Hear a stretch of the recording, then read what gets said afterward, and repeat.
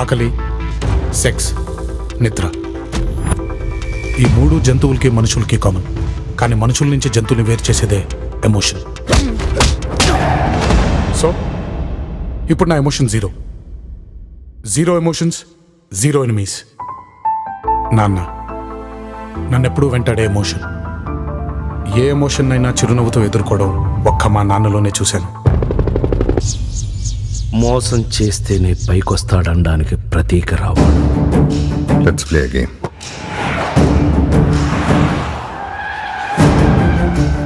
ఈ గేమ్లో నేను ఎప్పుడు ఓడిపోలేదు.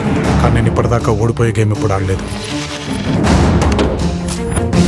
ఈ నేచర్లో ఎక్కడో జరిగే ఒక మూమెంట్ ఇంకెక్కడో జరిగే ఒక మూమెంట్ని డిసైడ్ చేస్తుంది. Everything is interlink.